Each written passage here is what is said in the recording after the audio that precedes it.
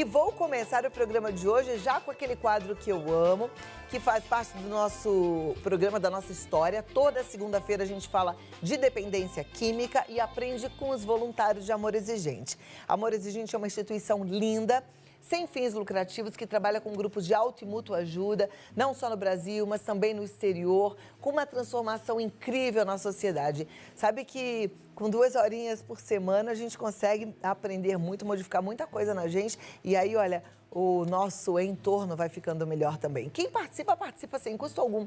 Não paga-se nada para participar de Amor Exigente, ao contrário, recebe-se muito, viu? E hoje a gente vai conversar sobre dependência química, como fazer da nossa casa uma comunidade terapêutica, com 2 queridos, Luiz Fernando Calduro e via Skype com a voluntária de sobriedade, Ana Luísa Viana, que está lá em Minas Gerais. Luiz Fernando, seja bem-vindo, você que está aqui pertinho. Cada vez melhor, Cláudia. Graças a Deus. Não só é o primeiro dia da nossa nova vida, como é também a primeira segunda-feira do semestre. E aí nós viramos a página também dos princípios do Amor Exigente, que tem aquele bloco dos 6 primeiros, e agora vão chegar os 6 últimos, que é tomada de atitude. Olha que demais, hein? Sem tomada de atitude, tudo continua no mesmo. E o Amor Exigente é um grupo de ação que faz com que as pessoas mudem os seus comportamentos e tomem atitudes importantes, sem medo de crise, sem medo de nada. Medo de nada, só amor, não é? Só amor. Na verdade é o seguinte, tomar atitude dá trabalho? Dá. Eu gosto sempre de fazer assim, põe na balança, o que é melhor? Tomar atitude e ter esse trabalho da tomada de atitude, ou ter o desconforto da crise, ou de repente não mudar nada e arrastar esse sofrimento pela vida toda e ainda podendo sofrer muito mais do que você está sofrendo hoje pela vida toda. Porque é isso, quando a gente tem um dependente químico na nossa casa, na nossa família, ou quando a doença está sendo instalada, que seja no comecinho, você tem essa escolha. Ou toma uma atitude e lida com essas dificuldades, porque elas vêm, mas com o amparo de Amor Exigente você vai levar isso com mais tranquilidade, ou não faça nada, não tome atitude nenhuma. E aí, o que você está sofrendo hoje, você vai continuar sofrendo e talvez você sofra ainda mais. Não é isso? É isso mesmo, Cláudia. E aí, hoje você está com uma convidada maravilhosa, você vai ficar encantada por ela. Ah, que coisa boa. Vamos conhecer então a Ana Luísa Viana e a gente vai conversar com ela aqui via Skype. Como vai, Ana? Tudo bem, Cláudia? Muito bom vê-la, muito obrigada por estar aqui com a gente, viu? Seja bem-vinda. Que bom, muito obrigada.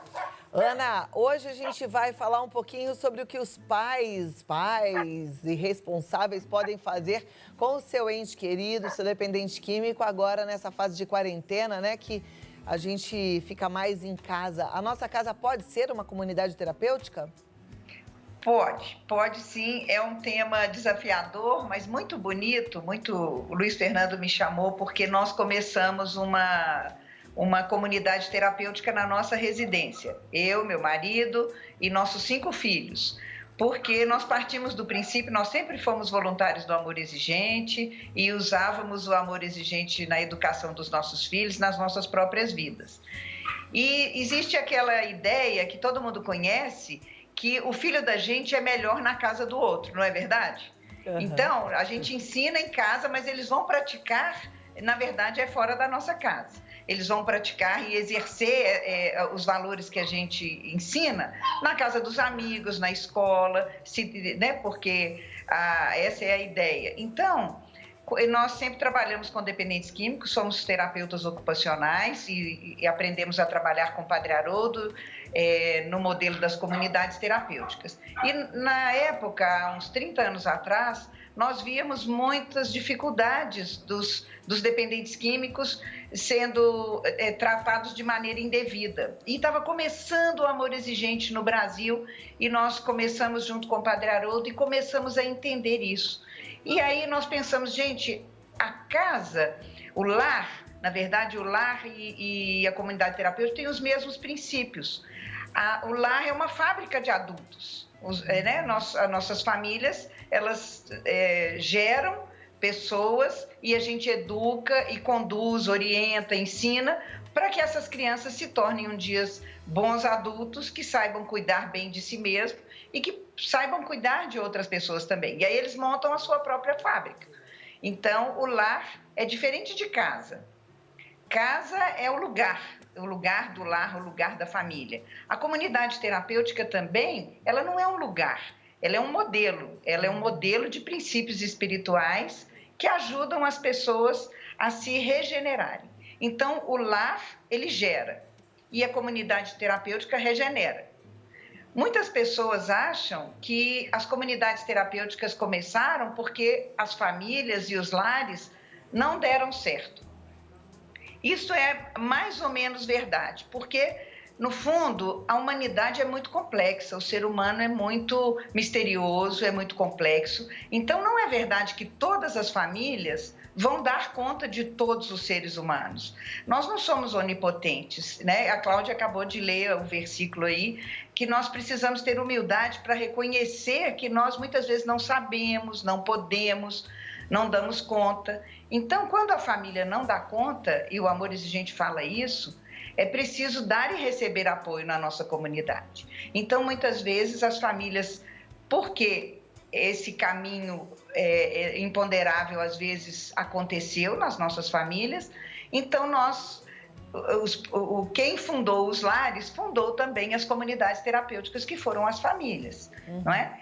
Então, a nossa casa, o nosso lar, ele pode ser mais do que terapêutico, ele precisa ser educador, ele precisa ser preventivo, ele precisa ser formador desses princípios, né? E quando, pelas várias situações da vida, nós não dermos conta sozinhos, os nossos lares, a gente então tem as comunidades terapêuticas. Agora, a sociedade e as próprias lares, as próprias famílias se perderam muito no mundo, né? Perderam os valores, às vezes a gente está distante. A globalização, ela veio para ajudar, mas ela também trouxe muita autossuficiência. Então, as pessoas acham que elas não precisam mais um do outro, porque elas têm o celular. A gente vê tantas pessoas juntas, os amigos, a família, e cada um conversando com o seu próprio celular. Não é verdade? A gente tem visto isso. Então, essa globalização, essa expansão do mundo há muitos anos, tem trazido um pouco essa onipotência. Eu acho que o versículo de hoje foi muito próprio, muito apropriado. E os lares, as famílias têm achado que dão conta de tudo e, na verdade, não dão. E aí ensinam as crianças a serem também muito onipotentes. O mundo tem ensinado as crianças a serem... a gente precisa ensinar a ser responsável. É diferente de onipotente. Onipotente é uma pessoa autossuficiente, arrogante, que não acha que precisa do outro. E como é que as famílias têm se desviado? Dando tudo que as crianças querem, atendendo a tempo e a hora imediatamente, não é? Então, essas crianças vão crescendo um pouco confusas e reforçadas pelo consumismo do mundo. Então, o lar tem perdido um pouco desse aconchego, do diálogo, da cooperação, desses princípios espirituais que formam um lar. E que são também os princípios da comunidade terapêutica, né? É a cooperação, o serviço, a sustentabilidade, a fraternidade, a ética, o lugar onde a gente aprende o que é bom, o que não é, o que está certo, o que está errado, aquilo que a gente aprende do meu direito termina onde começa o direito do outro, e que juntos a gente preserva os direitos uns dos outros, cumprindo com os nossos deveres. Quer dizer, tudo isso a gente aprende em casa, não é? Mas as famílias têm tentado tanto atender o mundo, o de fora, o externo, o consumo, essa alienação, que elas têm perdido um pouco essa capacidade de se ajudar mutuamente dentro de casa. E aí as famílias, então, têm precisado recorrer às comunidades terapêuticas, não é? Que, graças a Deus, existem, mas que umas apoiam as outras. Porque comunidade terapêutica também não é só um lugar, é um modelo, é um modo de viver cooperativo, um modo de viver fraterno, de sobriedade, de integridade.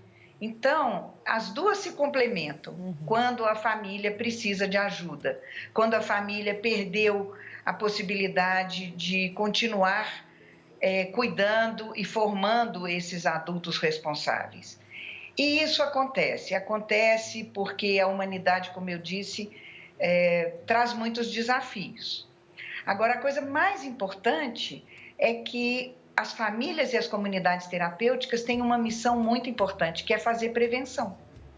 E a prevenção com o amor exigente, para mim, não tem regra melhor. Nossa história começou assim, a gente vendo, né, um paciente, especificamente um rapaz, que nós atendíamos muitos e conhecíamos tanto os hospitais psiquiátricos quanto as comunidades terapêuticas. E na época eles não combinavam. As comunidades não usavam medicamento e os hospitais não usavam espiritualidade. Então, os dependentes químicos ficavam pulando de um lado para o outro e muitas vezes precisando desse conjunto, dessa atenção mais ampliada, mais integral. Só que os hospitais não sabiam fazer isso e as comunidades terapêuticas também não. E eu considero que o Amor Exigente veio ajudar muito, porque ele foi fundado por especialistas também, que eram pais. Então, o Amor Exigente, ele une essa competência profissional dos especialistas com os princípios familiares e espirituais, com a ética, não é? E aqui no Brasil, então, a gente, muito pela função do Padre Haroldo e do grupo que começou, Dona Mara e vários outros, eram encontros maravilhosos onde nós começamos a entender um pouco mais isso. E aí, esta metodologia do Amor Exigente, esse modo de viver, que sustentou e até hoje sustenta essa ética familiar dentro das comunidades terapêuticas. É impressionante as comunidades terapêuticas que conhecem e aplicam o Amor Exigente e as que não aplicam. É completamente diferente. Porque... sem dúvida, é um programa maravilhoso, né? Um programa que precisa ser levado muito a sério. Ô, Ana, eu quero continuar contigo. Eu vou te pedir só 2 minutos, eu tenho um recadinho para passar. Mas aí eu quero que a gente vá também para a seguinte questão. É possível fazer uma comunidade terapêutica dentro de casa, quer dizer, no nosso lar, como você já bem disse, mas... se a gente nunca teve esse porto seguro, esse modelo dentro de casa, tá tudo virado do avesso, dá para transformar? Mas não responde agora, eu volto já já, tá bom? Será que você consegue mudar a confusão que está instalada aí? É isso que a gente quer saber, né? Porque eu penso sempre que existe uma distância tão grande entre o mundo ideal e aquilo que a gente tem conseguido fazer. Mas quem entende do assunto vai dizer pra gente se dá pra chegar aqui. Vamos voltar para conversar com ela? Aqui, Ana Luísa, aqui. Eu tô encantado, é isso mesmo que nós pensamos. Ana, você é um amor na nossa vida, gratidão. Que bom. Agora, Ana, eu deixei uma dúvida no ar, que eu penso que é a dúvida de quem tá em casa, né? Porque... como tem gente que sonha em ter uma casa mais organizada, com valores estabelecidos, com limites estabelecidos, mas às vezes virou um caos e aí perdeu-se tudo, né? O pai e a mãe já não sabem mais nem quem são nessa história toda. Dá para mudar isso e transformar a casa, o lar, numa comunidade terapêutica? Olha, eu vou explicar bem porque o tema eu acho que exige uma explicação bacana e é muito importante diferenciar isso. A comunidade terapêutica, por princípio, né, como eu disse, ela tem os mesmos princípios da família, que é a formação humana, cuidar do ser humano para que ele volte a ter as suas capacidades. Só que a comunidade terapêutica ela vem corrigir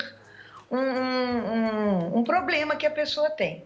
Então, a comunidade terapêutica, a dependência química, a comunidade terapêutica é para tratar dependência química. E a dependência química é o final da linha, é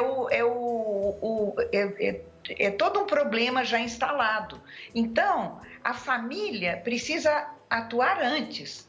A família precisa atuar para não desenvolver a dependência química e talvez para não termos comunidades terapêuticas e sim famílias terapêuticas, vamos dizer assim, que na verdade são famílias educadoras, são famílias no sentido da palavra mesmo, grupo de pessoas que formam, que educam, né? Porque a comunidade terapêutica, para tratar um transtorno tão sério como a dependência química, precisa de uma equipe especializada. E o que muitas vezes a gente tem visto hoje é a família que não tem dado conta dessa complexidade, às vezes de um problema já instalado, e a família hoje é muito demandada pelo consumismo, por esse materialismo, por uma necessidade de prazer exagerada, né? A família fica mesmo desorientada. Mas a família, o que a gente tem visto muito, é a família trazer a equipe de especialistas para dentro.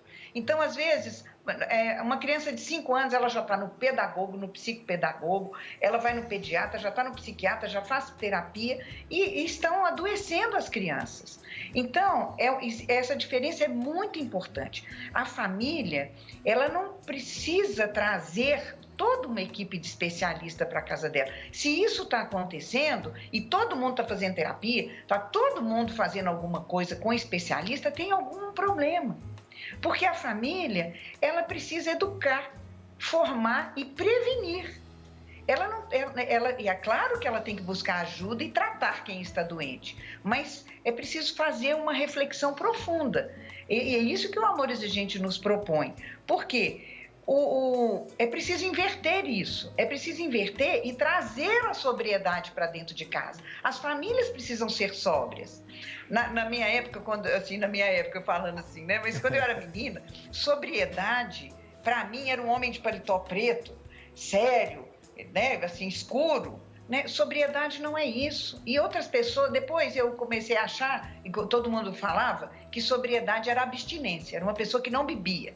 Então, fulano é sóbrio, ele não bebe. Não.